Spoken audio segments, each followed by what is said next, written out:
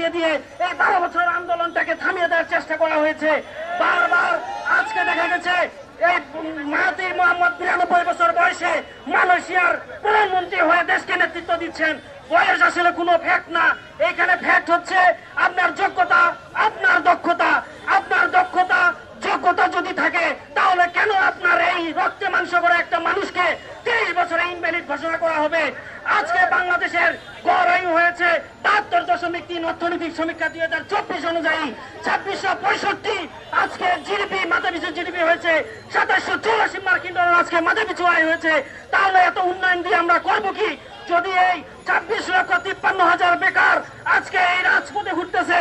আজকে মানুষের দাঁড়ে দাঁড়িয়ে বলছে আমরা চাকরি চাই না, আমরা চাই সুযোগ।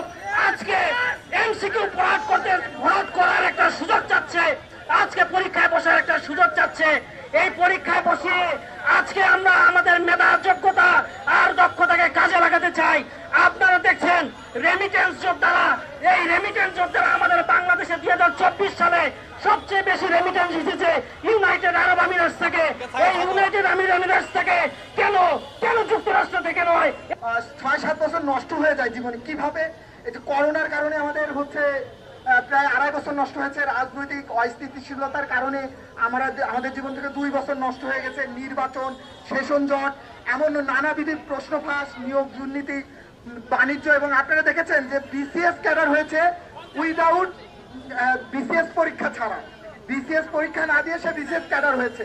গণভবন থেকে চাকরি হতো গণভবন থেকে। প্রত্যেকটা ক্ষেত্রে গোপালগঞ্জ কোটা ছিল, ছাত্রলীগ কোটা ছিল। আমরা সাধারণ প্রার্থীরা